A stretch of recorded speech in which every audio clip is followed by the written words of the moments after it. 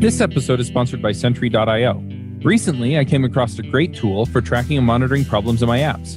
Then I asked them if they wanted to sponsor the show and allow me to share my experience with you. Sentry provides a terrific interface for keeping track of what's going on with my app. It also tracks releases so I can tell if what I deployed makes things better or worse. They give full stack traces and as much information as possible about the situation when the error occurred to help you track down the errors. Plus, one thing I love, you can customize the context provided by Sentry. So, if you're looking for specific information about the request, you can provide it. It automatically scrubs passwords and secure information, and you can customize the scrubbing as well. Finally, it has a user feedback system built in that you can use to get information from your users. Oh, and I also love that they support open source to the point where they actually open sourced Sentry if you want to self-host it. Use the code DevChat at Sentry.io to get 2 months free on Sentry's small plan. That's code DevChat at Sentry.io. Hey, everybody, and welcome to another episode of the Ruby Rogues podcast. This week on our panel, we have Dave Kimura. Hey, everyone. Nathan Hopkins. Hello. I'm Charles Max Wood from devchat.tv. I am getting ready to release that episode. I think I talked about the new podcast last week. I'm just going to plug it here for a second, then I'll introduce our guest. But I'm starting a new show about developer freedom. So that's freedom in your career, your code, and your life. And we're going to talk about all aspects of that. It's called the DevRev for the developer revolution and just help you find that freedom. So anyway, keep an eye out for that. It will be on YouTube. I will probably wind up streaming it similar to what we're doing here with Ruby Rogues. So anyway, stay tuned for that. I'm going to be recording it Friday afternoon. So if you want to watch it live, you probably can. I'll put it on the devchat.tv Facebook page. I'm also using repurpose.io to get it onto YouTube. So you should be able to watch it in either place live. But yeah, check it out. You can also get the podcast at thedevrev.com. And anyway, we have a special guest this week, and that's Josh Justice. Josh, do you want to say hi? Sure, yeah, thanks. I'm really glad to be here, and Ruby Rogues has had a big impact on me, so I'm really honored to be able to join in. Well, thanks for joining us. Do you want to introduce yourself, let people know why you're famous and all that good stuff? Sure. So I've been a developer for about 14 years. I've spent most of that time in backend development, started with server-side Java to PHP, and then in the last 3 years or so, I've gotten into Ruby. And then just in the last year or so, I've moved more towards some front-end development, and that's kind of related to some of the testing conversations we're going to be getting into, because I'm pretty obsessed with testing. Awesome. So you work for Big Nerd Ranch, if I remember right. Yep, that's right. That's where I've been for about 3 years now. And they're based down in Atlanta. So do you know Dave, like, you've seen him and he's real? Yes, exactly. Yeah, we met up once or twice at the Atlanta Ruby user group. I do exist. I was worried you were a figment of Nate's imagination. Awesome. Well, you're on the show because we were talking about testing front end, which is something that, you know, I think a shiver went up Nate's spine. I don't do a lot of it either, to be honest. So do you want to kind of give us an introduction to the topic?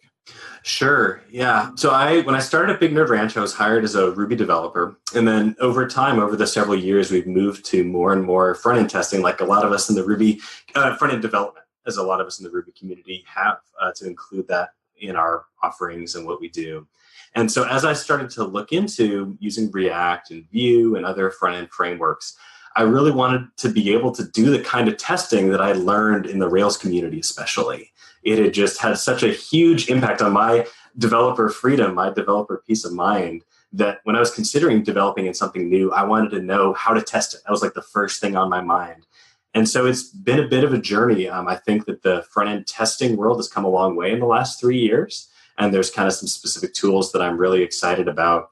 So it's been something that I've been passionate about. And as a consultancy at Big Nerd Ranch, we're working in several different front-end frameworks. And so I like the ability to move back and forth between them, specifically Vue and React right now. Mm-hmm. And so over the years, I ended up putting together a website, because that's just how obsessed I am with testing. It's called learntdd.in. And so I have posted on there tutorials for how to do a similar kind of testing that you might be familiar with if you've read the RSpec book.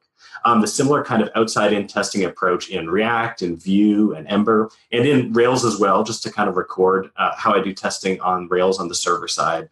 And so it's a helpful resource for me to check back to whenever I'm kind of switching between platforms. And I hope it really creates a conversation where folks can see this approach to TDD that's been out there and try it out in a new context and see what they think. And I'd love if folks give me feedback on it as well.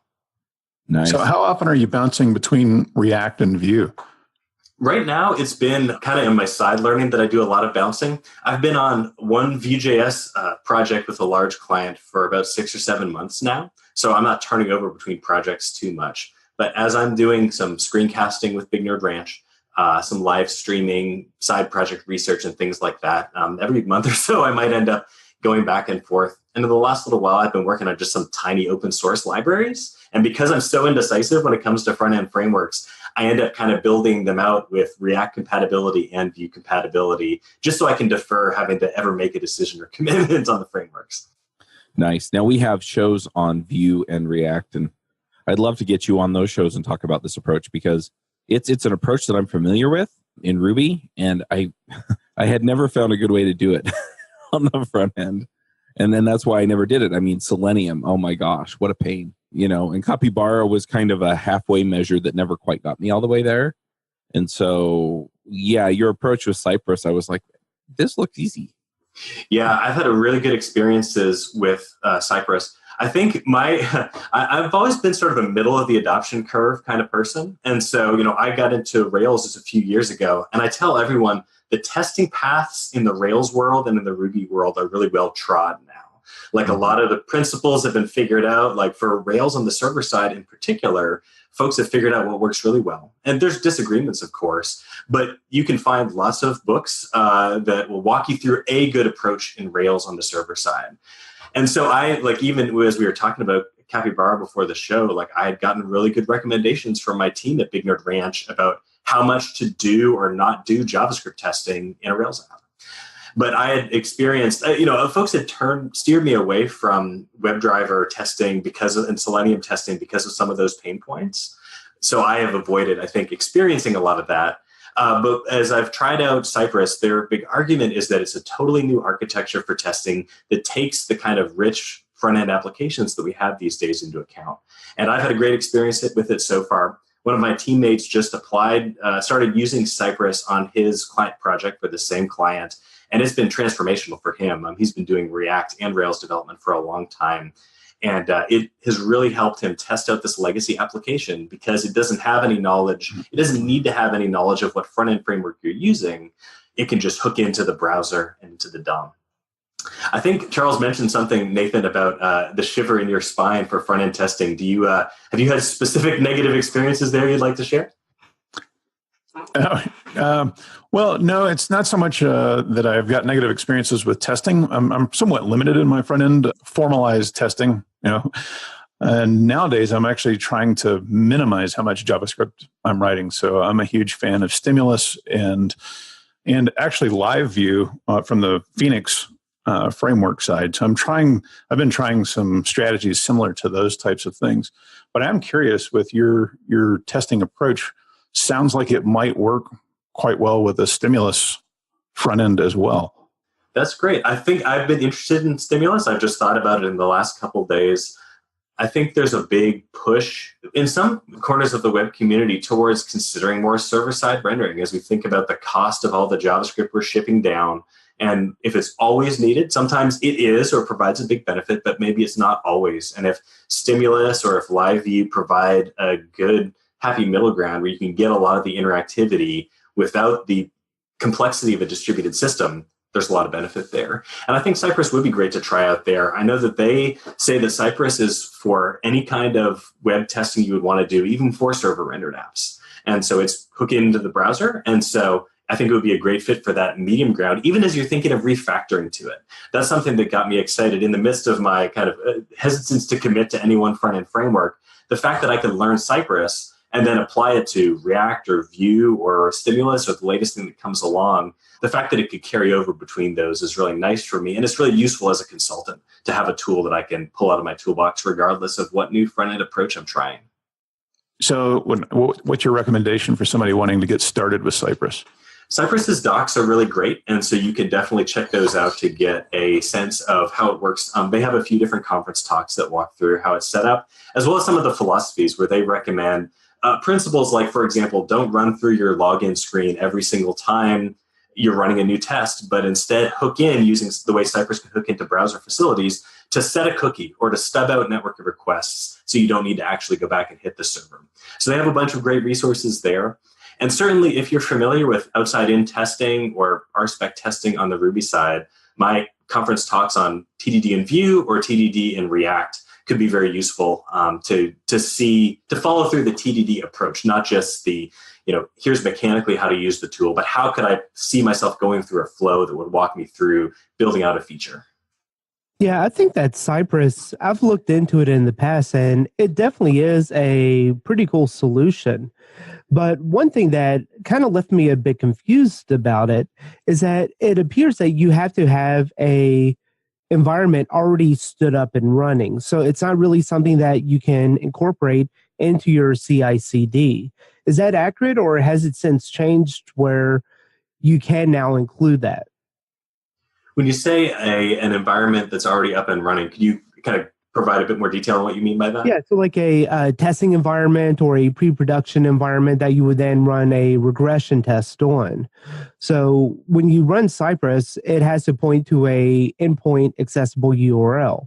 I guess you could stand up on your local host, get the application up and running, and then point the Cypress to your local host since it's a download and installed product.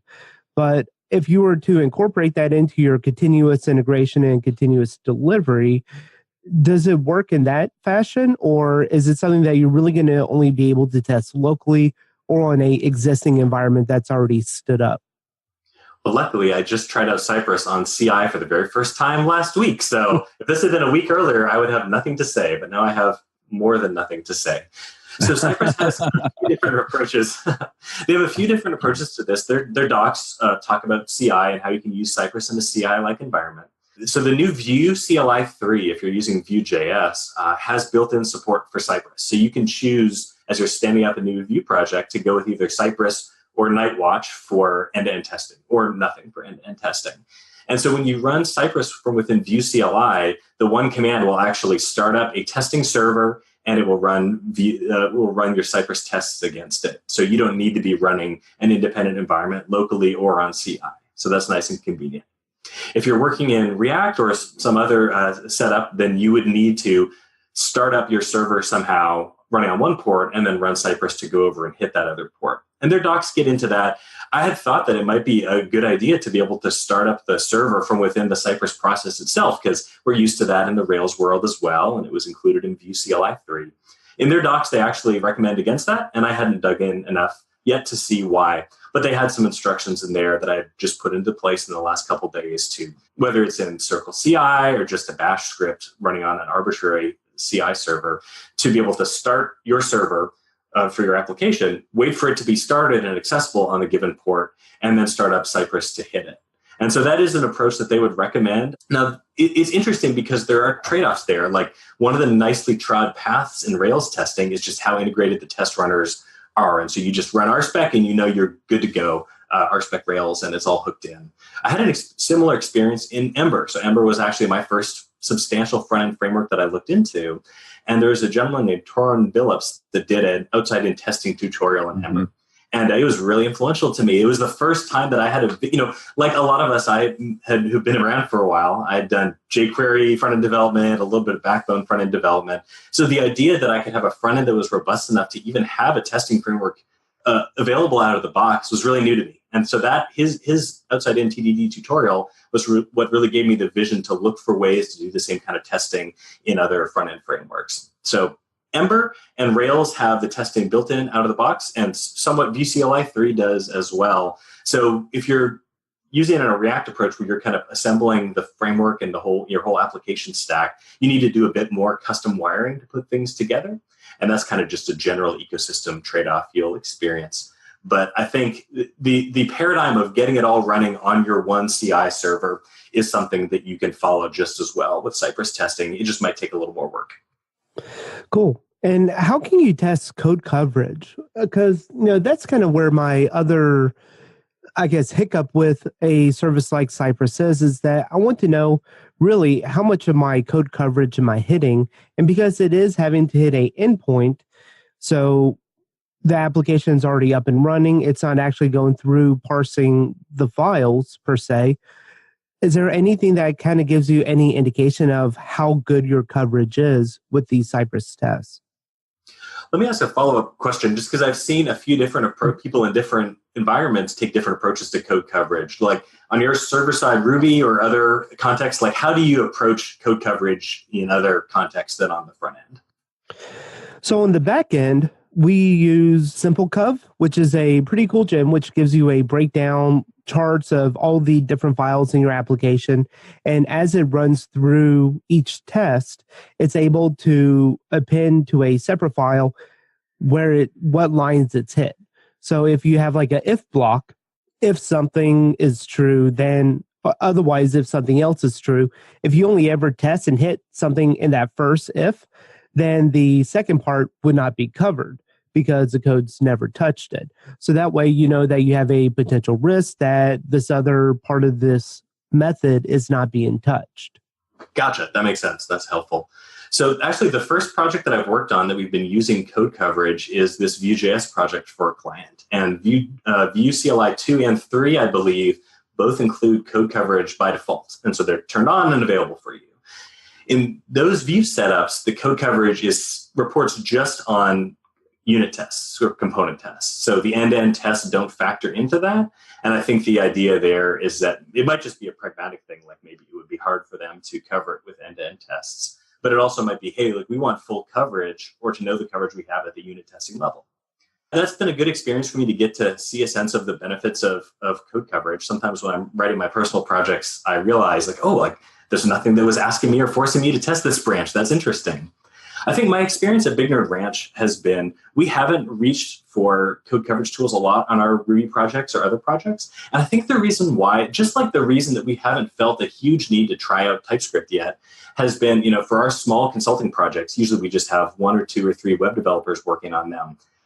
We are able to have a pretty good sense of what our tests are covering. We like to take a test-driven development approach. And so if you are, rigorously following test-driven development, in some sense, you sort of have 100% test coverage guaranteed if you're following it well and you're not writing any production code until you first have a test that drives you there. So whether it's unit level that's measurable or not, one way or the other, you would have full 100% coverage.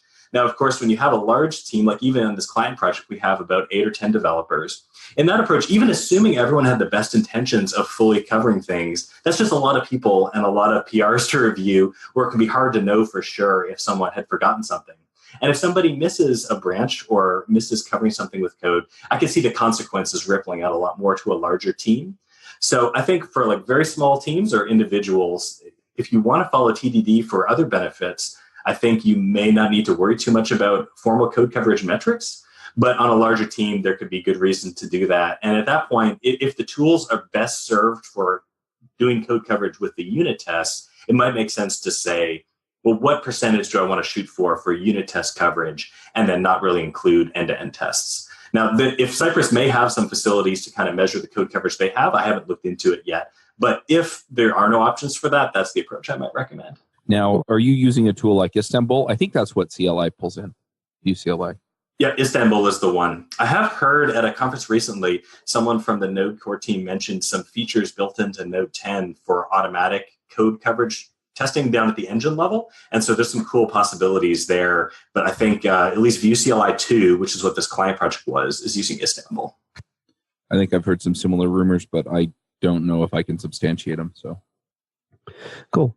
Yeah. My take on the whole thing is that anything that is hitting the browser and doing that kind of coverage should be excluded from your actual unit test coverage. I think that they should be 2 separate reports, or you should just forget about the coverage of the end-to-end testing entirely, because you're really kind of working through pseudo stories with the end-to-end coverage with Cypress and stuff. Like, hey, let's make sure that people can log in and deposit a paycheck or whatever the application is.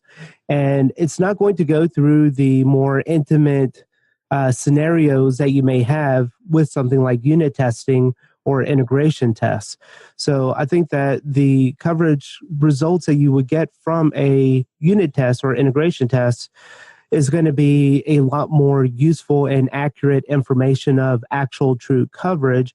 Whereas if you run just even one capybara test on your application, on a Rails application, you've like automatically hit like 50% coverage. So, that's kind of my take on it. One thing that I'm planning on doing, so I have a project that I haven't done a lot of testing on. I'm going to write some of the capybara or, whatever tests there. And my intent is to run down the happy paths and then see what I'm actually not using. So what doesn't get test coverage is stuff that is a candidate to be pulled out. Mm-hmm. And so I'm looking at using that in a different way. I know this is a little off topic, but I thought it was interesting. No, actually, that reminds me of kind of an important thing that comes into thinking about test-driven development and outside-in testing. Specifically, when I was learning about this approach at Big Nerd, and I asked my coworkers how to learn more, there's a few books they pointed me to that relate to this. So one is, well, at the time it was the RSpec book. Have any of y'all read the original the RSpec book? I have. So there's, just last year or so, Myron Marston and Aaron Dees released an updated one called Effective Testing with RSpec 3. Myron was on the RSpec. He was a core maintainer of RSpec at the time. And it's really, I've read both, and both are really great. So I'd recommend the new one for sure. The other book that folks recommended me to was Growing Object-Oriented Software Guided by Tests by Steve Freeman and Nat Price. And this is kind of the original resource that first proposed the idea of outside-in testing, where you start with that feature story, you write out what the user wants to be able to do, and then you step down to lower levels to test drive out individual, I was going to say controllers, but not really controllers anymore, but individual models or individual business logic classes or whatever you might need to do. So those are both really great resources that I highly recommend.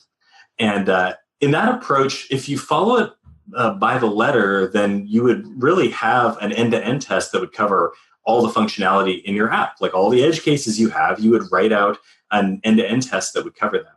I was wondering about this at first because that didn't seem to be my experience or what any of my coworkers were doing. And since then, it may be that I'm just misunderstanding the book, and that's not actually the conclusion that their outside-in testing approach would lead you to.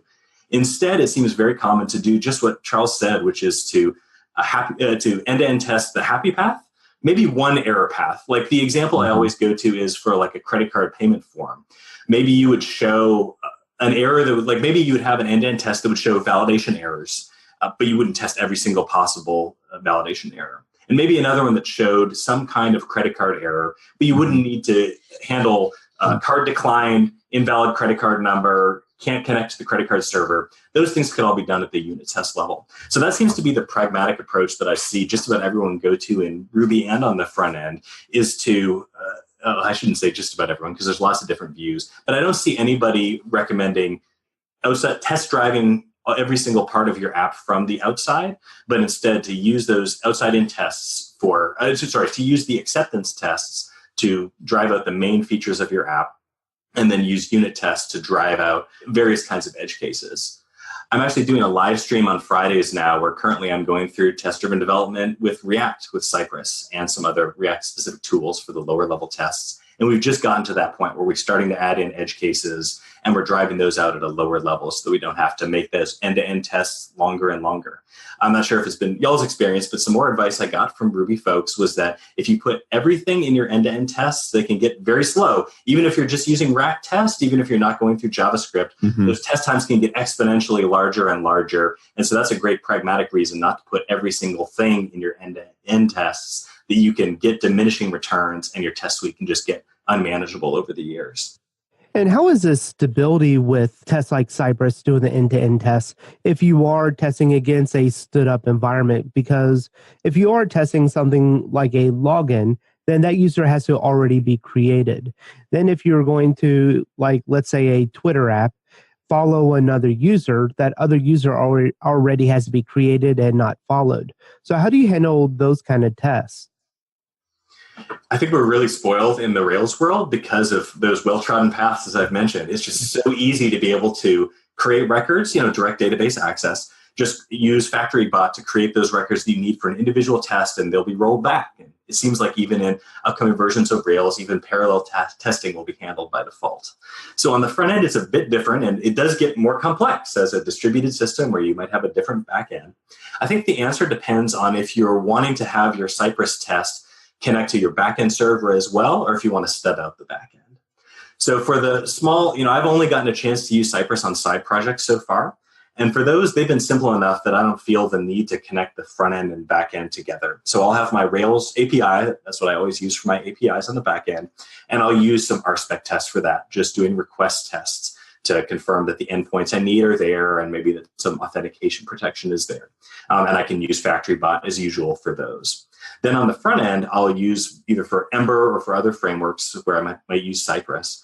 I can just test the front end, and you can actually stub out the back end. So in Ember, there's a tool called Mirage that lets you do that very easily.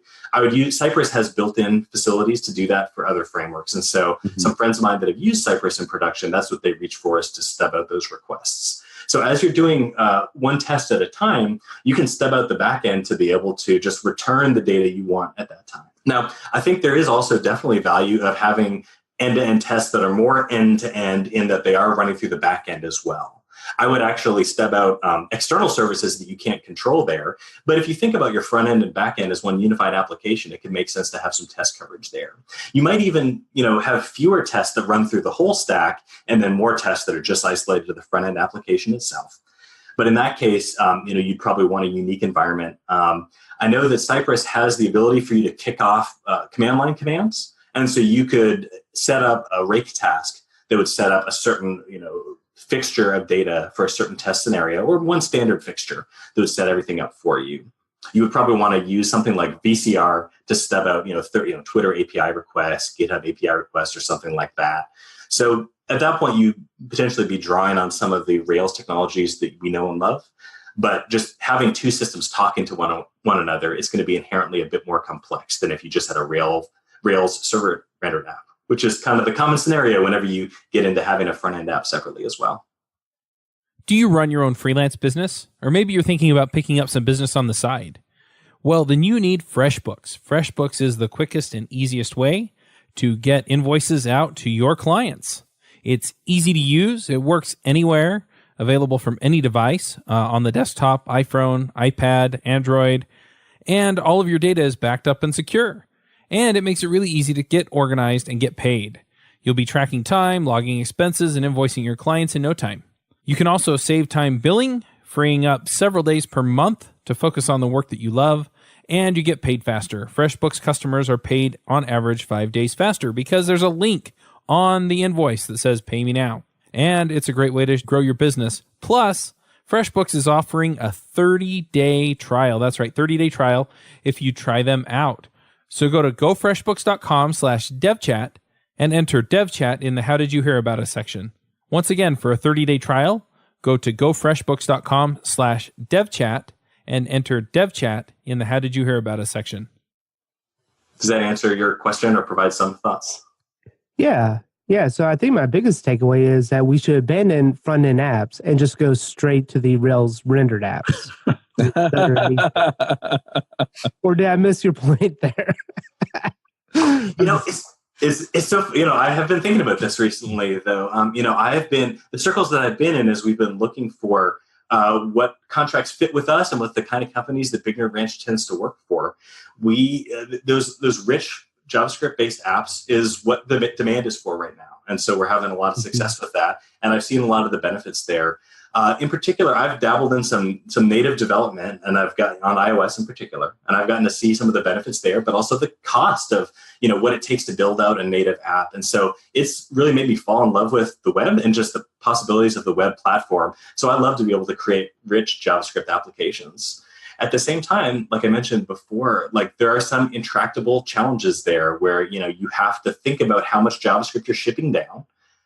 You have to think about the support on older browsers. And so even aside from a philosophical standpoint, which you could certainly take and say, I think the web should be as accessible as possible. I want to build apps that run, we need to be concerned about, the next billion users. And so I think that absolutely makes sense. So I think getting outside of my specific consulting experience right now, there's a lot of good arguments for server rendered apps. So I am excited what Phoenix is doing in that space. What Stimulus is doing there. And actually, if I can mention another podcast real quick, the Bike Shed podcast from over at Thoughtbot was mentioning just in the last week or two what they've done and how they're continuing to see value added to clients by focusing on Rails server rendered apps because it has optimal productivity. It allows them to deliver business features quickly. And I think it's really great to think about a progressive approach there, like whether you might start with Rails server rendered and then move to Stimulus, or maybe move gradually into Vue.js because it's really well built for that. It allows you to flex and really serve the business well. So it's a good thing to consider. Yep. I, for one, am really big on TurboLinks and Stimulus, and I've played around with the TurboLinks for iOS to interface with native apps in a hybrid fashion. So those definitely have my vote, but it's always good and refreshing to hear the current market demand experience and stuff, because I admit, I will fully admit that I really don't care for React or Vue or Angular for the front-end framework because I truly haven't seen a application that I'm developing which requires that. And I've built some really extensive applications. I've built some really simple ones. And what's always taken precedence over anything else was the need for productivity. Getting features out, getting testing done, and that kind of stuff. Not so much the fancy, and stateful management stuff that you get with something like React or Vue. A few years ago, DHH's RailsConf keynote mentioned the prepper backpack and the idea of if Basecamp crashed and burned and I was starting over from scratch, to what would I want to have to be able to have a job and build a company? And he talked about the appeal of Rails and how Rails has so much available and such a great open source community around it. You can start an app and you can start a company. And that really has resonated with me a lot in the last 6 months. I had a coworker mentioned in passing, and he clarified later that it wasn't quite what he meant. He's a newer developer who started on the front end. And he's a really smart guy, someone that I really look up to for just his desire and interest to be in the front end and on Node on the back end and native Android development. Like, he really knows his stuff. But he mentioned to me, he's like, I don't know if I could be a full stack developer in the next 5 years or the next 10 years even. And it was like an existential crisis for me. I was like, wait a second, have we embraced an approach to software development where people can't build their own thing anymore? I think about the side projects that I made where I just have some simple amount of data and I want to slap it together in a Rails app and throw it up on a server so I can just track something that's useful to me. Or even a side project that I've tried to monetize and not done great because I'm not great at that. But it was fun to be able to do it and the freedom to be able to create something that's standalone. Whereas if you're using tools where it's like you can't realistically create a front end and back end because it's just too much to know and too much to learn, that is much less discouraging. You have much less freedom. Tom Dale from Emberfest, I just watched a video of his yesterday where he was talking about the same thing, where he wanted Ember to be a framework where you can build something cool on the weekend and come in and show it to folks, and not be something where you have to get a big job where with a company that has a front-end department and a separate back-end department, and there's all that overhead just to be able to make something that's actually useful. So I want to consider that. I have 14 years in the industry, and so Rails is very comfortable for me. So it's easy for me to reach to Rails to build out an API and then learn something new on the front end to work with it. But for a newer developer to have to learn both of those at the same time, that's challenging. And so I think it's really useful to think about when you can build real things using just a monolithic app, using Rails server rendered or Phoenix server rendered. And I think you hit on a really important point there, whether you meant to or not, but for new developers coming in and choosing Rails, it's not as simple as it used to be. So if you think back to the early 1900s, when the Olympics were going on, what was actually required to get a gold medal, if you look up some of those videos, it's kind of a joke. They just jump off a little trampoline thing and do one flip and that's it. Now, if you're not doing a quadruple backflip, 720-degree spin, then you're just going to be left in the dust. And I think our frameworks have kind of taken that role too. So back when I started in Rails, you had your standard model view controller. Today, you have active job, you have encrypted credentials, you have the action cable, and so many other components that all tie in, and soon we're going to have action text. So you have all of these things that are now built on top of what used to be simple, and it's a lot more complicated now. I'm not saying that those changes were unjust. I think that they are needed in order for the product and framework to continue on and to be useful for now and in the future. But for a new developer perspective, it's almost overwhelming now. You can't just quickly pick up a book and learn Rails in 30 minutes anymore. There's so much more involved. I think a lot of that, though, is the community's fault, less than Rails' fault. Because you can go build a basic Rails app without knowing any of that stuff. Yeah. Right? I mean, I can go build a basic blog and not have to know any of those things. I've heard DHH say on multiple occasions that his perspective on Rails design is essentially, what would I need or want in order to build Basecamp today? And so we get all of this other stuff in. And yeah, there's more to learn in order to master all of the aspects of Rails. But just to get started, it's still got a lot of the same simple components. And you don't need to know a lot of the other stuff until you begin to need those features. And I think a lot of times we talk about those features instead of talking about, hey, you're getting started, just do the MVC thing and, generate a couple of controllers and a couple of views and fiddle with it. Yeah, to that point, even the original video from DHH where he built a blog in 15 minutes is still relevant. Yeah, Whoops. I love it.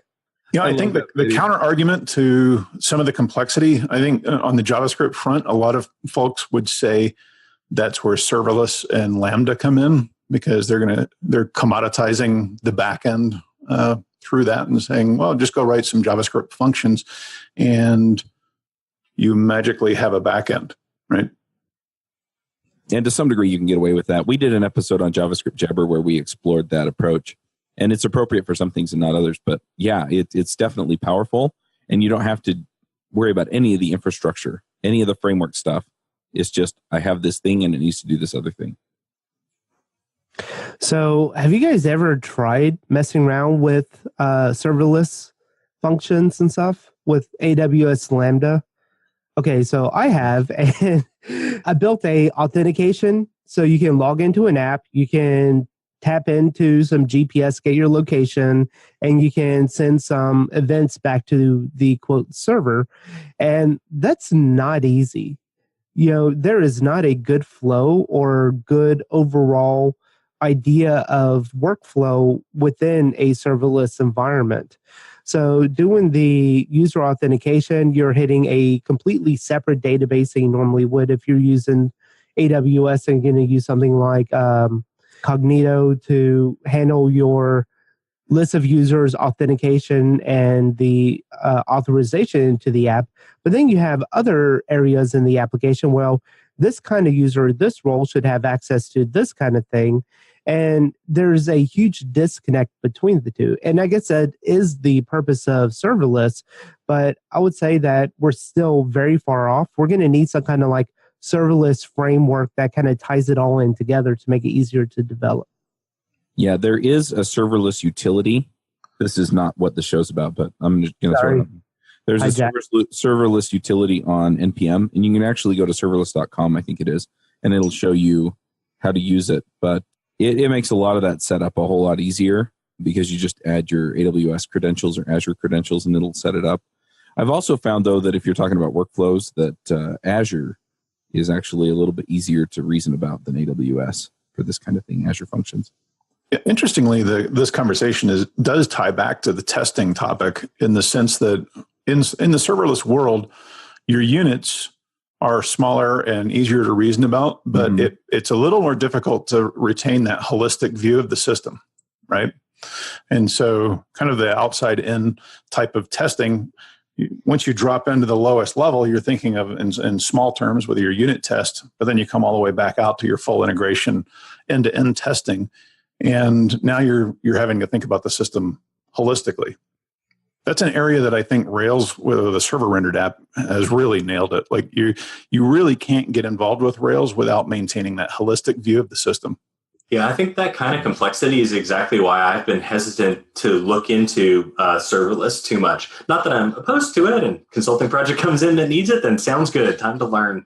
But for my own personal projects and for the kind of standalone consulting projects that we tend to get, the benefits of Rails' holistic view is just so appealing that, even JavaScript server-side frameworks, let alone a serverless approach, don't seem to be trying to take the same approach that Rails is. Phoenix is close and shares a lot of the same philosophies, although there are significant differences.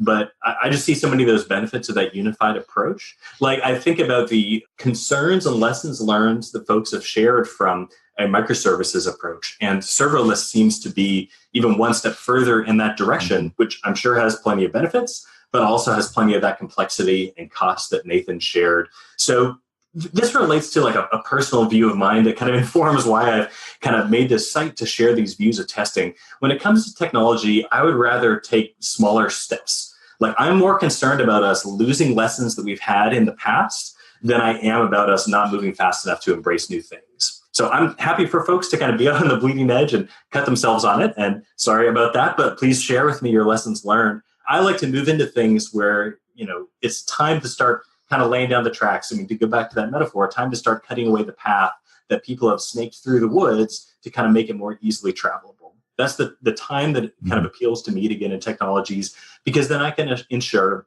that we're really considering what we've learned in the past and thinking about, does the same testing approach that has worked for us on the server side work on client-side apps? Does it work in native iOS and Android apps? Does it work in a serverless system or does it not? Those are the questions that really interest and excite me the most. And so that's the space that I find myself wanting to be. So what are we lacking then? If we're testing the front end and we want to do it the way we do on the back end, I mean, what's the friction that's left? Because it seems like Cypress removed some of that, but it doesn't seem like it's completely seamless. I think when you have front-end frameworks that are less convention-based than Rails is, you're inherently going to have more that you have to write by hand in the testing world as well as in the development world. Dan Abramov from the React community just recently, I should have looked up the joke to share it, but he said that he finally put down his thoughts for organizing the directory structure of React, and he bought a domain and put it up on there. And when you open it up, it says, organize it however you want. So like that's a different philosophy that we're used to in the Rails world. And there's pros and cons there, of course. But when you can't make assumptions based on conventions, you will have to think through it. And so even more so than in an RSpec based world, like you need to think through even questions about, are you going to use Jest? Are you going to use Mocha for testing? Mm-hmm. Are you going to use Cypress or not? There's one of the trade-offs of Cypress that's important to know is that Cypress isn't yet fully cross-browser compatible. It runs in Chrome, and I think they're close to having Firefox support. So if you want to test across all browsers, including IE and Edge, you probably need to use a Selenium-based solution. I think that can be a complementary thing, though, where you maybe do some simple happy path tests just to make sure the whole site doesn't blow up in Edge. And then for the core functionality of your app, and certainly for the test driving of all the features, maybe that's done in Cypress as well. And yet there's complexity there still, where now you have two different test tools to maintain and just the mental overhead associated with that. So yeah, I think that there's a lot of questions around the testing philosophies as well. One of the funniest things to me is to see many folks in the front end world coming up with their own takes on the testing pyramid and asserting that, well, on the front end, it's sort of an inverted pyramid. It's an ice cream code, or it's the testing trophy. And I'm all up for experimentation. And I'm folks that are more experienced than me on the front end. I want to hear what they've learned and what they think works best in JavaScript apps running in the browser. But again, I want to understand well the reasons that the test pyramid was advocated, and to think about what has changed or what hasn't changed. Mm-hmm. So DHH wrote an article in 2014, I think. Let's see, it was called TDD is dead. I'm thinking of the one where it's test-induced design damage. Have you read that? Do you kind of know his take on how the fact that we took, I shouldn't say it's the fact, it's his opinion, that we took testing a little too far and got a little too zealous about it. Is that happening on the front end, or are you seeing that we're just still early days in trying to figure out how we're supposed to be testing the front end? I'm glad you brought that up, because that, being at the middle of the adoption curve, I got excited about TDD the year after his 2014 TDD is dead talk at RailsConf and accompanying blog post. And the idea of test-driven design damage came out in that talk. I'm not sure if that was before or after the blog post, but I'm sure the thoughts are very similar. So another thing about my mindset is the reason I like all these different frameworks, and I'm constantly changing topics here to other ones, is that I like to bring thoughts together and synthesize them. How this person has this view, this person has that view. I don't need to get them to agree, but I want to take their input and come to my own conclusion on it. So as DHH, who I respected a ton for Rails, because I absolutely love Rails, was very negative on TDD. And yet my coworkers were very positive on it, and a lot of folks in the software design community were very positive on it. And so I had to resolve them. I couldn't just let it go. And like all my coworkers were like, Josh, why do you keep asking the same questions? Like I need a resolution in my own head, or else just to stop because I stress myself out too much. So I wrote an early blog post on this comparing what DHH was saying about design damage there to the growing object-oriented software book and to some of the earlier test-driven development resources by Martin Fowler and Kent Beck to try to come to my own take on all of that. I think as it came out in many different resources and even conversations between Kent Beck and DHH that happened after that, it seemed like there's any of these testing approaches you can do incorrectly and abuse them. And it's hard. I think, and one of my big takeaways on testing in general and TDD in particular is I don't feel like there's this threshold you can cross where it's just easy and obvious from here on out. Or if we could just come up with the right way to teach testing, it would be super obvious and you just do it and everything's fine. Like there seemed to be a lot of inherent complexity and trade-offs that you just need maturity in your career and in a given platform to be able to get a feel for. And so I think there's always going to be complexity there around testing. So I don't fault anyone for or criticize anyone for having tests be painful for them to write. I think that's the case for all of us and certainly all of us at the start. But to actually answer your question, DHH's approach that he advocated for testing, if I remember correctly, was test after and test more at an integration or end-to-end level. And that really gives you the confidence that you want without a lot of the design damage, he would say, or maybe non-essential testing there. A similar approach that I hear is from Kent C. Dodds in the front-end and React testing community. So he advocates for the testing trophy, which if you think about the shape of, well, I guess trophies have different shapes, but the trophy that he drew is heavier on the top, talking about integration to get that confidence level. And it gives you the freedom to refactor all the insides because in individual functions and methods and individual classes, you can move around however you want. I think that definitely makes sense. I think the thing that draws me to unit testing is when you have an intentional decision where you want the design input on those individual units. The book, Growing Object-Oriented Software, specifically talks about how their approach to testing leads you to a specific object-oriented style where your classes are pluggable and interchangeable. And so it could be something where you consider the kind of system you're building. If it's going to be a large enterprise system and you know you're going to want to be able to rearrange components and sub things out, integrating with one service and then another, and as the business rules change, that could be a good reason to kind of do lower level unit testing to connect things together. On the flip side, for like my side projects, although I really am this obsessed with testing, I found myself gravitating a bit more towards just doing the end-to-end testing, just like Kent and DHH recommend, because I haven't found a whole lot of need for that low-level refactoring or that design input that the unit tests provide. So I think to sum it up, when you're thinking about whether to test at a low level or when you're thinking about whether to test before or test afterwards, I think a really good question to ask is, do you want that design input on individual components of your code, or are you just looking for the confidence that it works? If you're just looking for confidence, then probably test after at the end-to-end level is great. Yeah, we talked to Kent last week. Kent C. Dodds. You mentioned Kent Beck and Kent C. Dodds. We talked to Kent C. Dodds last week about his React testing library and his approach. And yeah, it's a really interesting take on what we're doing and what we're trying to accomplish with our tests. And he focuses more on our confidence. So basically a confidence score on how to write code or how we move forward with our code, as opposed to 100% test coverage or, how much we have covered by unit tests versus other kinds of tests. And then, yeah, he talked about the trophy. That episode, I think, will come out a week after this one. So keep an eye out on that on React Roundup. But yeah, it's a really interesting thing to add to the context of what we're talking about here. One thought that I've heard before is that when you start, especially in the early days, when you're a little younger in your career, adhering to some of those best practices a little more religiously, they kind of shape the way you think about structuring your code. And then as you get more comfortable building things, you don't necessarily need that guidance, right? And so I've actually built some systems where I've intentionally left all testing out of it because it was a very early exploratory prototype and it warranted refactoring. significant refactoring that I would never have done had I written strict unit tests around the thing. Yeah, I think that that inherent complexity around testing and probably software architecture and design in general means that as you kind of grow in your career, those judgment calls come up. Mm-hmm. And I would definitely encourage folks, early on, like even when I'm doing TDD tutorials, or I have a local meetup that I used to run where we would walk through TDD katas together. And I would really encourage folks that were new to testing, like, take those small steps, like write only enough code to get past the current error or test failure.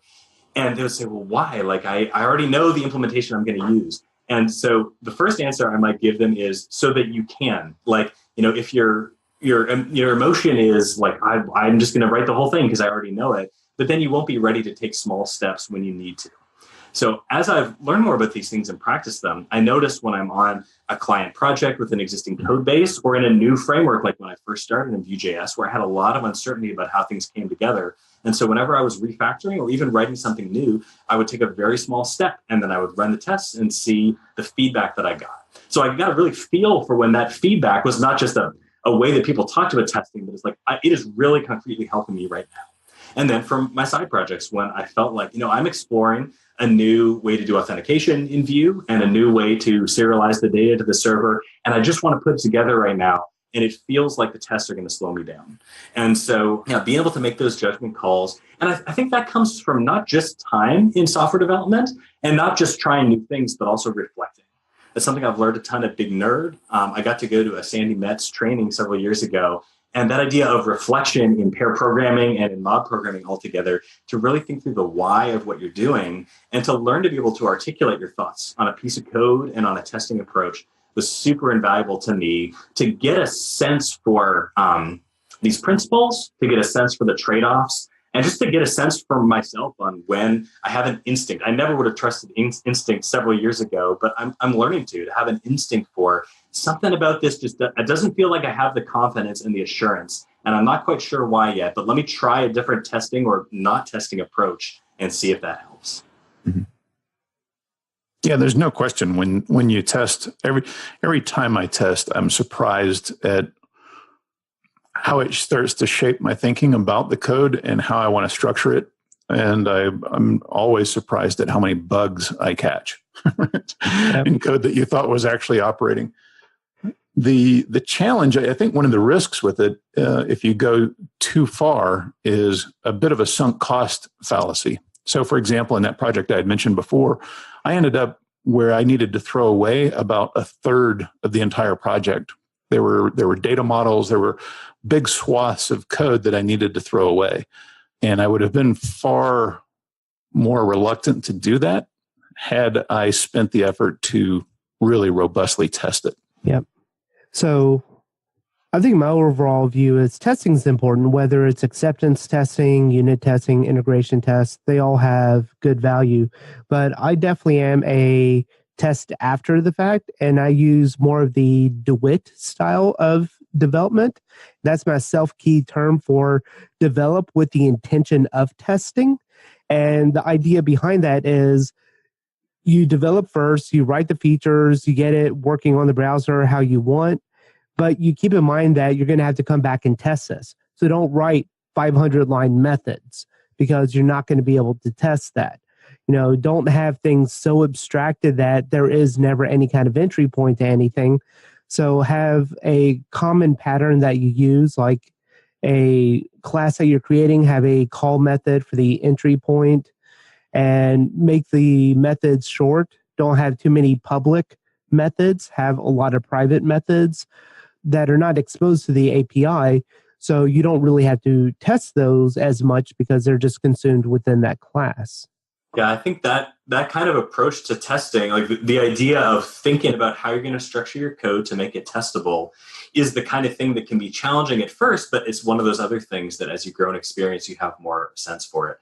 I have been actually encouraging folks to consider test-driven development as a way to learn testing. Maybe not literally the first thing you do, like maybe just learn the basics of how to write a test in, RSpec or mini test, start it with the basics. But to walk you through, I think in my previous job, we were working in PHP, and we wanted to get into testing because we were experiencing the pain of our systems being unreliable and changes we were making, breaking them, and just this exponentially increasing amount of time to do manual testing. So we wanted to get into testing, but first of all, the paths were not well trod in PHP at the time. And also, we didn't know how to write testable code.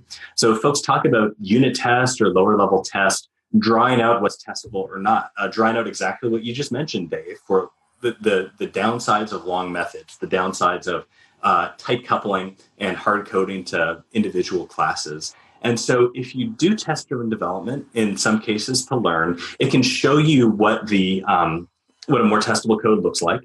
You can start to experience the pain of if you have to create a lot of mocks or test doubles. That's an encouragement to you to split up the code to make it more easily testable. And then once you've done that and gotten practice in that, then you can come in and write code from scratch, and you already have the intuition or just the muscle memory of writing code that fits with that. And you can see the benefits of the simplicity of those short functions and methods, whether you do end up testing at a unit testing level or not.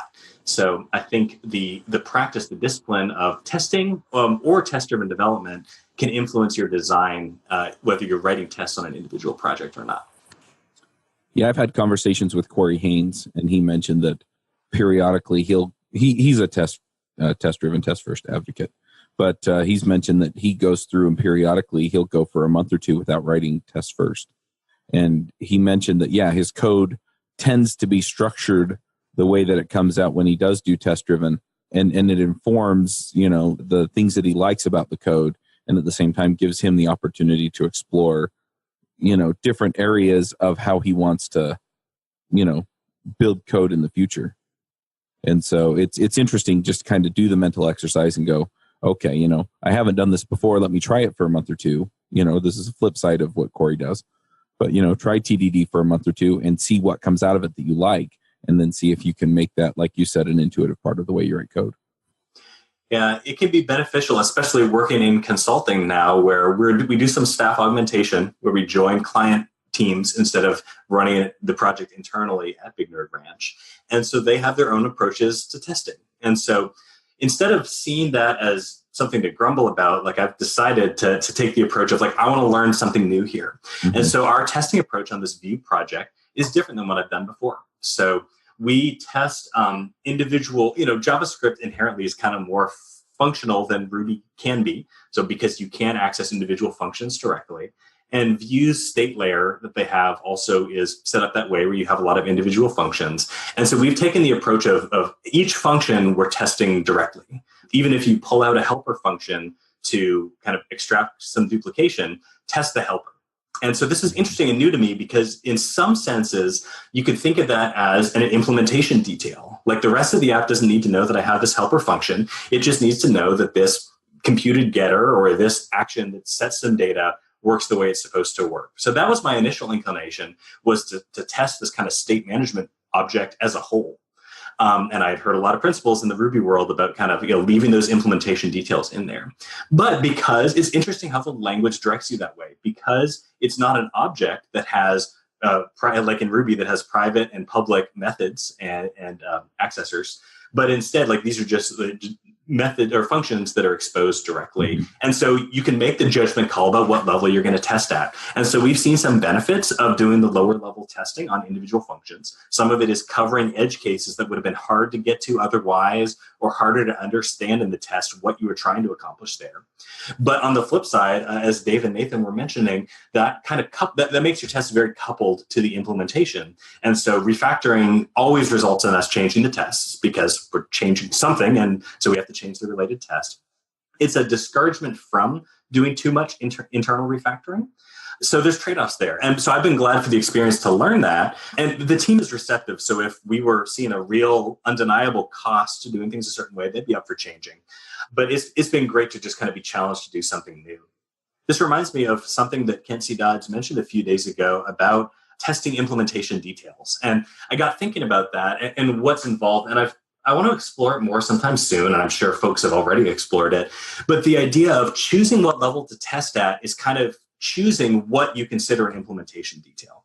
So when Nathan mentioned testing a system where you just have end-to-end tests, it's kind of like saying, the internals of the system is all implementation detail that I want to have ease of refactoring. Even to the point of, if you're using Cypress, you could replace a Rails system with a Phoenix system. And you can use the same tests hypothetically.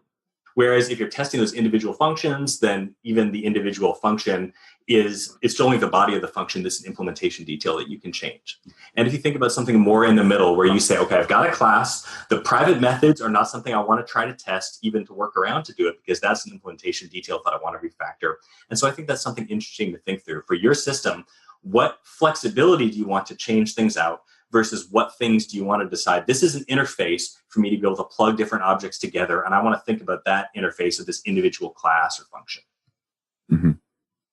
Yeah, what makes that hard is it changes all the time. Like what your preference is going to change sometimes per class, sometimes per file, sometimes per function, certainly per project. It's always a judgment call.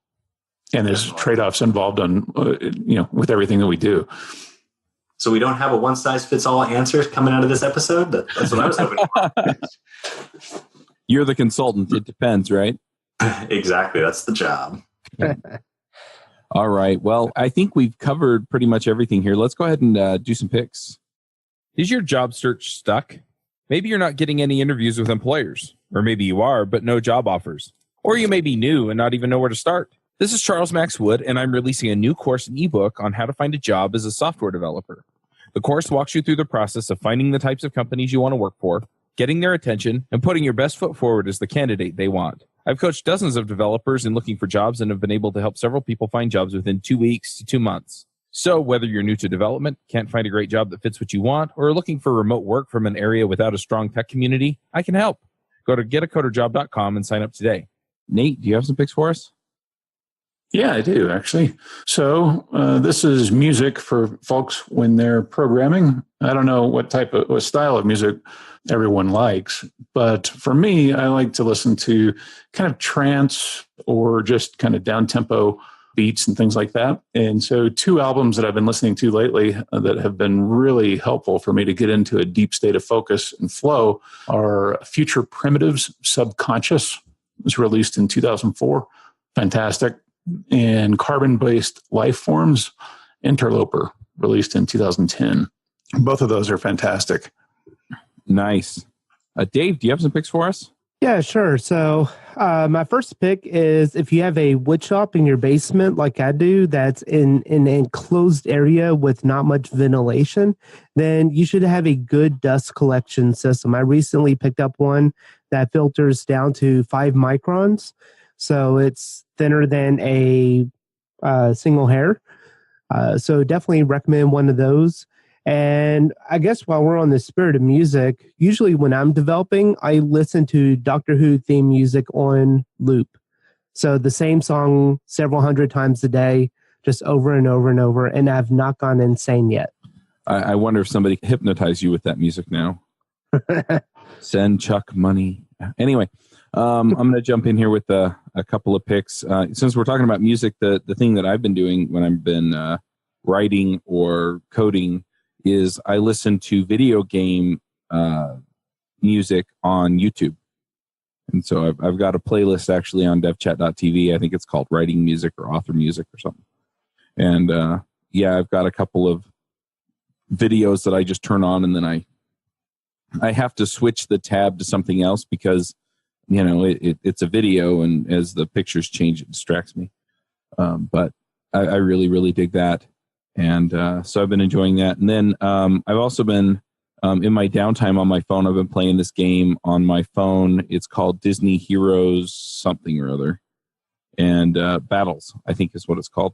And so you rescue and use Disney characters, and then you fight other Disney characters. And that's been a ton of fun. My kids like watching it because they know who all the characters are. I was playing it the other day, and my 2-year-old, she'll be 3 in a couple weeks. She looked at me and she pointed at Vanellope, and she's like, I'm that girl. And then she pointed at Ralph, who was also on the screen, and that's you, Dad. And so, apparently I'm Wreck-It Ralph. I'm loud and I break things. And she's Vanellope because she's a girl. So anyway, that was fun. So those are my picks. Josh, do you have some picks for us? Sure. So I mentioned earlier a few different books that I recommend on outside-in testing. Effective Testing with RSpec 3 for the Rails world, and I recommend it to anyone, whatever environment you're working in, because it's just so practical and links to a bunch of the different talks and blog posts that we've mentioned in the chat. Also, Growing Object-Oriented Software Guided by Tests is the original book on outside-in testing.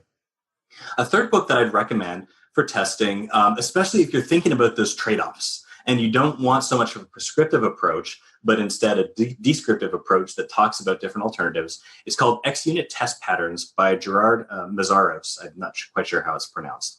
It's a really classic book on looking at testing and a lot of different approaches very thoroughly. So if you really want to go deep, I haven't actually made it all the way through it yet because that's how deep it is, but it's really great.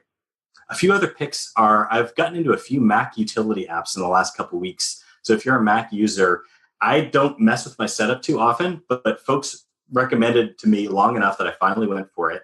There's a free app called Spectacle for rearranging your windows automatically, and it's great for me.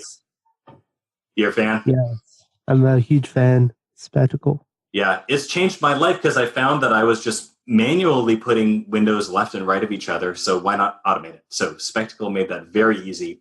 Another one is Alfred, which has been around the Mac world for a long time and has tons of features. I'm only just using it right now for clipboard management. And you just might not know how often you're having to manually manage your clipboard until you try something like Alfred and you realize that you're not having to go back and forth or change what you're doing in order to not lose the text you've copied. So I definitely recommend trying either of those. You might save a ton of time you don't realize you're spending. Nice. If people want to find you online, Josh, where do they go? I am Coding It Wrong on Twitter, and I always tell folks that you can follow me and then see if you agree that I'm coding it wrong.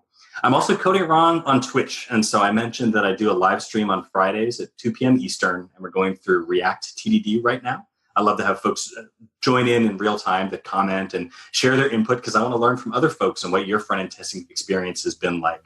I also have a blog at codingitwrong.com, so any of those would be great places to find me. Awesome. All right. Well, thank you for coming. Yeah, thanks so much for having me. It's been great. Yeah, this has been fun. All right, folks, we'll be back next week. Bandwidth for this segment is provided by CacheFly, the world's fastest CDN. Deliver your content fast with CacheFly. Visit CACHEFLY.com to learn more.